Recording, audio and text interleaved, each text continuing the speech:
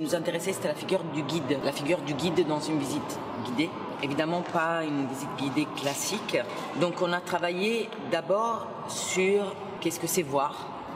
Quand je dis voir, en fait, qu'est-ce que c'est percevoir? C'est-à-dire comment tu visites un lieu déjà pour toi-même en cherchant par des protocoles simples à découvrir l'extraordinaire dans l'ordinaire.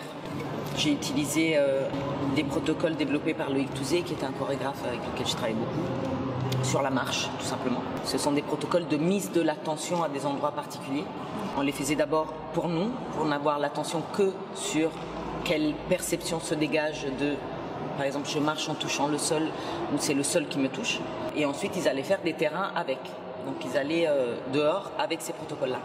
Et ça, on l'a fait tous les jours avec des protocoles qui devenaient un peu plus complexes, qui engageaient aussi la fiction, comme par exemple, il y a un protocole espion infiltré. Donc, comment je fais pour récolter des mots, par exemple, sans dire qui je suis, qu'est-ce que je fais, etc. Mais en me fondant dans le terrain lui-même. Et le but était d'effectuer des relevés et de les inscrire sur une carte topographique.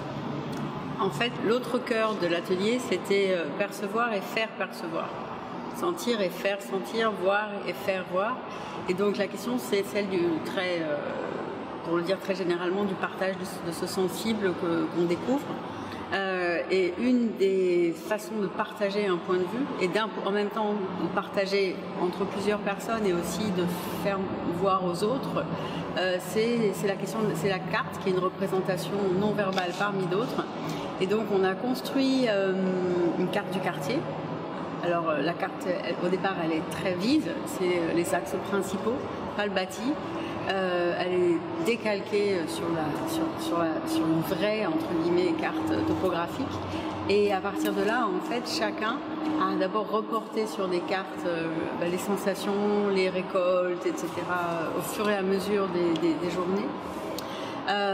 Et c'était, voilà, ils ont découvert à quoi ça pouvait servir et ça permettait aussi d'en parler, de dire un peu aux autres.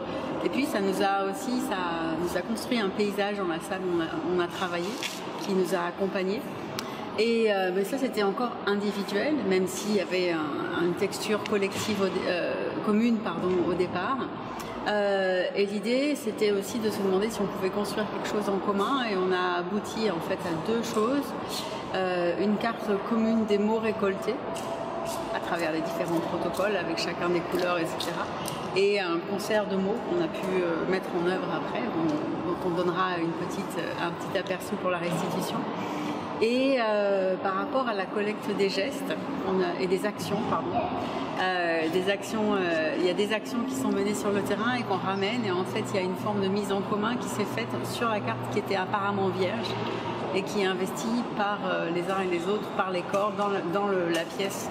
Donc on a travaillé à la fois l'in situ et le fait de rapporter l'in situ dans la salle de travail et de le mettre en commun.